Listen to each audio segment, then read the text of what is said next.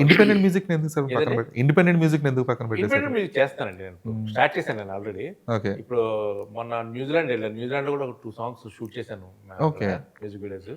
And one by one అదే మొత్తం almost చాలా పాటలు ఉన్నాయి. నాకు ఇంకా ఈజీ సార్ ఇప్పుడు సాంగ్ మనం ఏఐ వచ్చిన తర్వాత ఇంకా మనం కొంచెం బడ్జెట్ పరంగా కూడా మనకు చాలా ఎకానమీ అది ఏఐ అనేది. దాన్ని ప్రాపర్‌గా మనం యూజ్ చేయగలిగితే మాత్రం సో ఇట్స్ గుడ్ టూల్ అండి నాకు తెలిసి గుడ్ టూల్. దాన్ని ప్రాపర్‌గా యూజ్ చేయాలి కాబట్టి. ఎందుకంటే ఇండిపెండెంట్ మ్యూజిక్ అంటే తెలుగులో మీరు స్మిత గారు వినిపించేది అవును సార్. పేరు. అలాంటిది ఇప్పుడు ఆవిడ రీసెంట్ గా మళ్ళీ ఆవిడ స్టార్ట్ చేసింది. స్టార్ట్ చేశారు. నేను కూడా స్టార్ట్ చేశానండి. ఓకే. ఎందుకంటే మీ తెలుగులో ఇంగ్లీష్ ర్యాప్ సాంగ్స్ లేదంటే ఇంగ్లీష్ సాంగ్స్ స్టార్ట్ చేసిన one of the first person మీరు. మొత్తం జెమినీలో ఉన్నప్పుడు స్టార్ట్ చేసి ట్రూ.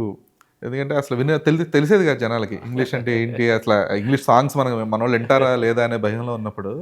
ఇప్పుడు కొంచెం అంటే ఇండిపెండెంట్ మ్యూజిక్ కూడా ఇప్పుడు కొంచెం మంచి బాగుంది ఇప్పుడు యాక్చువల్ టైం. ఫోక్ అనేది విపరీతంగా డామినేట్ చేస్తుందండి. బీభత్సంగా సార్. అది మాత్రం వాస్తవం అది. నేను అదే అనుకుంటాను ఇప్పుడు ఏఆర్ రెహమాన్ గారు లేకపోతే ఇళయరాజా గారు అక్కడ హంగరీ నుంచి ఆర్కెస్ట్రా తీసుకొచ్చి అక్కడ ఎక్కడో వెళ్ళి రికార్డింగ్ చేసి ఇంత చేసి అంత చేసి చేస్తే అది 10 మిలియన్లు 12 మిలియన్లు ఎంత ఉంటుంది. ఇక్కడ ఈ పక్కన ఎవరో ఒక చిన్న లోకల్ ఫోక్ సింగర్ చేసిన ఒక మామూలు జానపద గీతం అది 100 మిలియన్లు 200 మిలియన్లు చూపిస్తారు. రాను ముంబైకి రాను అది చూడండి 700 దాట్ ఈస్ ఆల్మోస్ట్ 1 బిలియన్కి వెళ్ళిపోతుంది. గ్రేట్ అసలు అంటే చెప్పాను కదండి. ఇండిపెండెంట్ ఆర్టిస్ట్ స్కోప్ ఉంది sir, audience are ready. Exactly. అంతకుముందు క్యాసెట్స్ ఇవన్నీ కొనుక్కోవడానికి ఎందుకులేనా అయిపోయేవారు. ఇప్పుడు బాగుందంటే చూస్తారు. అంతే ఎనర్జీ కోరుకుంటున్నారు జనం అంతే. అది కూడా ఇప్పుడు చాలా చేంజ్ వచ్చింది. అన్ని ఊపు కావాలంతే ప్రతిదానికి.